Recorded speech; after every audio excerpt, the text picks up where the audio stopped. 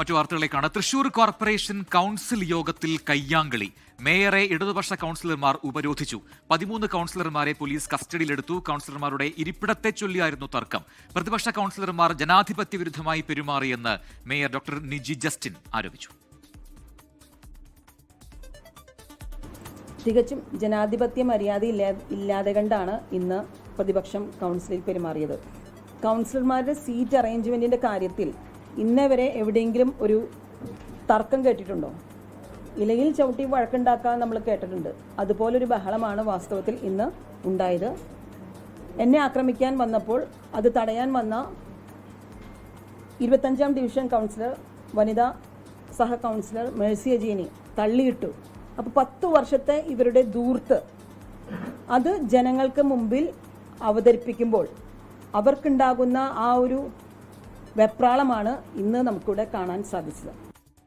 ശ്രീകുമാരൻ തൃശ്ശൂരിൽ ചേരുന്ന കൂടുതൽ വിവരങ്ങളുമായി. ശ്രീത്ത്, തൃശ്ശൂർ കോർപ്പറേഷൻ അത് വലിയ വിജയമുണ്ടാക്കിയാണ് UDF പിടിച്ചെടുത്തത് അവിടെ നിന്ന്. പക്ഷേ ഇതിപ്പോൾ കൗൺസിൽ യോഗം, ഇത് എത്രാമത്തെ കൗൺസിൽ യോഗമാണ്? വലിയ കയ്യാങ്കളിയാണ് നടന്നത്. അങ്ങോട്ടും ഇങ്ങോട്ടും തമ്മിൽ തല്ലുന്ന കൗൺസിലർമാരെ നമുക്കിതിൽ കാണാനും കഴിയുന്നുണ്ട്. ഇരിപ്പിടത്തെ ചൊല്ലിപ്പോലും തർക്കമുണ്ടാവുന്ന തരത്തിലേക്കാണോ അവിടെ കൗൺസിലർമാർ?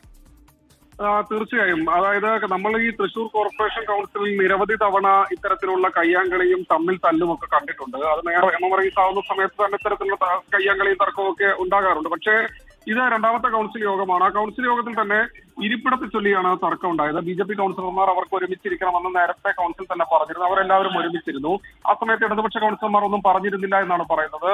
പക്ഷേ ഇന്ന് ഇരിപ്പിടം അവരെല്ലാവരും കൂടി ഒരുമിച്ചിരുന്ന സമയത്ത് ആ ഇരിപ്പിടത്തെ ചൊല്ലി തർക്കം ഉണ്ടാവുകയായിരുന്നു. ആ തർക്കമാണ് ഏറ്റവും ഒടുവിൽ ഇപ്പോൾ ഒരു കയ്യാങ്കളിയിലേക്ക് എത്തിയിരിക്കുന്നത്. എന്തായാലും ഇന്നൊരു ധവളപത്രം, 10 വർഷത്തെ ധവളപത്രം ഇറക്കാനിരിക്കുകയായിരുന്നു UDF ഭരണസമിതി. എന്തായാലും ആ ധവളപത്രം ഇറക്കുന്നത് തടയാൻ വേണ്ടിയാണ് ഇടതുപക്ഷ കൗൺസിലർമാർ ഇത്തരത്തിൽ പ്രശ്നമുണ്ടാക്കിയെന്ന ആരോപണമാണ് മേയർ ഉയർത്തുന്നത്. മേയറും അതുപോലെ തന്നെ ഡെപ്യൂട്ടി മേയറും അല്പസമയം മുൻപാണ് വാർത്താ സമ്മേളനം നടത്തി ഇത്തരത്തിൽ ആരോപണങ്ങൾ ഉയർത്തിയത്. ഇപ്പോൾ പ്രതിപക്ഷ നേതാവ്, കോർപ്പറേഷനിലെ CPM-ന്റെ നേതാവ്, parliamentary party leader TR Hiran വാർത്താ സമ്മേളനം നടത്തുകയാണ്. കോർപ്പറേഷനിലെ കോൺഗ്രസ് മർദ്ദിച്ചൊതുക്കാനുള്ള ഒരു നീക്കമാണ് നടത്തുന്നത് എന്നാണ് ഇപ്പോൾ പ്രതിപക്ഷം ആരോപിച്ചിരിക്കുന്നത്. എന്തായാലും കയ്യാങ്കളി നടന്നു. 2 പേർക്ക് പരിക്കേറ്റിട്ടുണ്ട്. അതൊന്നും മേയറുടെ പേഴ്സണൽ സ്റ്റാഫാണ്, സുനിൽ രാജ. ഇത് കൂടാതെ മേഴ്സി അജി എന്ന ഒരു കൗൺസിലർക്കും പരിക്കേറ്റിട്ടുണ്ട്. ഇവരെ ആശുപത്രിയിൽ പ്രവേശിച്ചിരിക്കുകയാണ്.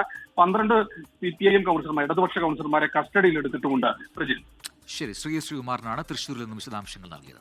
ലോകത്തെവിടെയായാലും ഏത് സമയത്തും 24 വാർത്തകളും ഓഗ്മെന്റഡ് റിയാലിറ്റി പാക്കേജുകളും എക്സ്പ്ലെയിനറുകളും വിശദമായി കാണാൻ ഞങ്ങളുടെ YouTube ചാനൽ നിങ്ങൾക്ക് സബ്സ്ക്രൈബ് ചെയ്യാം.